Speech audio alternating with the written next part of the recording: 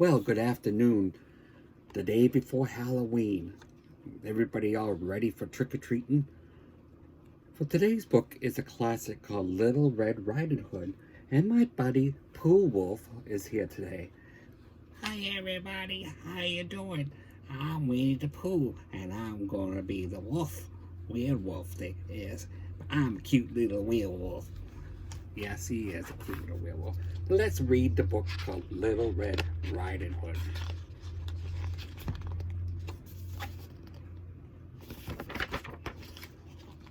Once upon a time, in a small village beside a forest, there lived a little girl and her mother. The little girl was always seen wearing a red hooded cloak and came to be known as Little Red Riding Hood. The cloak was a gift from her beloved grandmother, who lived in a cozy cottage deep in the woods. One day, Little Red Riding Hood's mother asked her to do a very special task.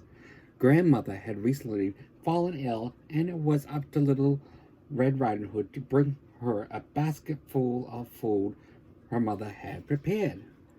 Whatever you do, don't stray away from the path, warned her mother. And no matter what happens, don't you talk to strangers along the way.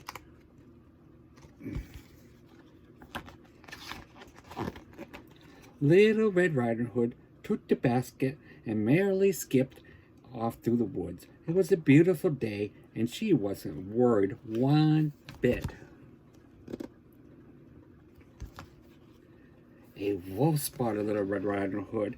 He thought she looked quite tasty, but didn't dare pounce on her, as there were woodcutters nearby.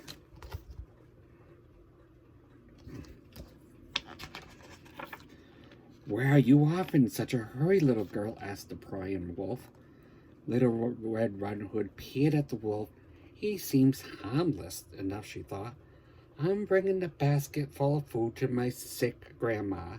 She lives all alone in a cozy cottage deep in the woods," she replied.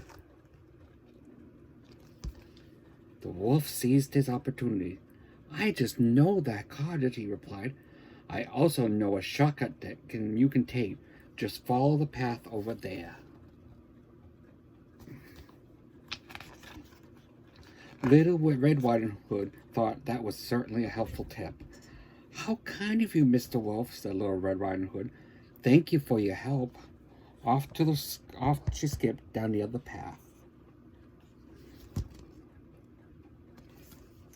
As Little Red Riding Hood continued along her way, some beautiful wildflowers caught her eye. "I have plenty of time," she thought, as she stopped to pick a few. A sweet-smelling bouquet would just be the thing to cheer up Grandma. Meanwhile, the wolf ran through the forest straight to Grandma's cozy cottage. He knew that it would be some time before Little Red Riding Hood arrived.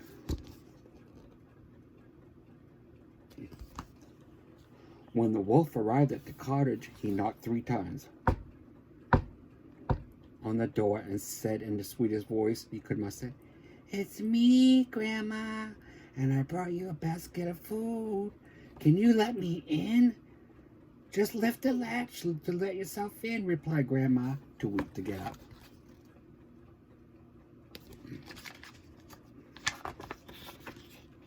The wolf entered the cottage to a very startled Grandma. He sprang onto Grandma's bed and swallowed her up in whole. Uh-oh. Next, the wolf put on Grandma's pajamas to disguise himself. Then he climbed into Grandma's bed and pulled the blanket up to his chin to wait for Little Red Riding Hood.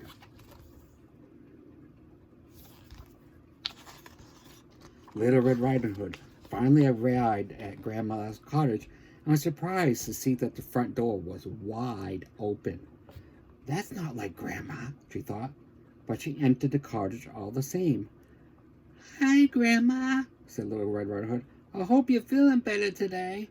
I bought you a basket full of food for Mother and picked you these flowers on my way." "Just put everything on the table, sweetheart, and come closer where I can see you," said the wolf in his best grandma voice. Little Red Riding Hood noticed that her grandmother seemed a little strange, but decided it must be her cold. Little Red Riding Hood approached her bed cautiously. "Oh, Grandma, what big ears you have," she replied. "All the better to hear you, my dear," replied the wolf. Little Red Riding Hood crept closer for a better look. "Oh, Grandma, what big eyes you have," she said. "Surprise! All the better to see you, my dear," spoke the wolf.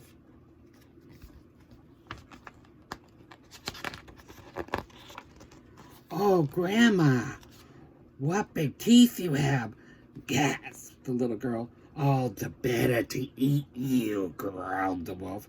In an instant, the wolf sprang onto the Red Riding Hood and swallowed her up whole.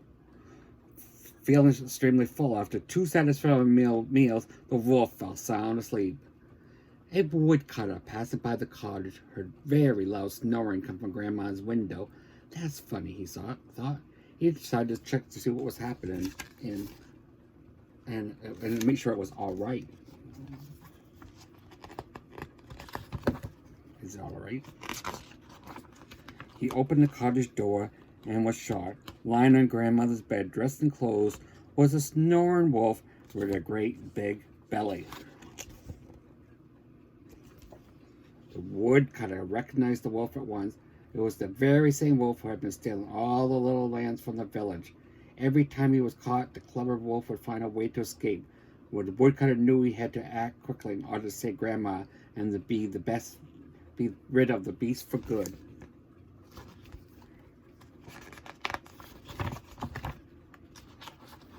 The woodcutter decided not to wake the wolf. He carefully cut open the wolf's belly and was quite surprised by what he found.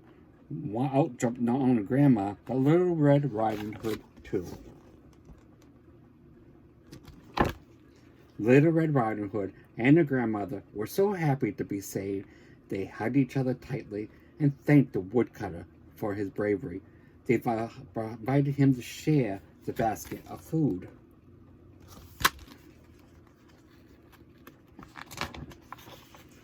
"I've certainly think twice about talking to strangers from now on," Little Red Riding Hood thought to herself. They all lived happily ever after, and the wolf never bothered anyone ever again.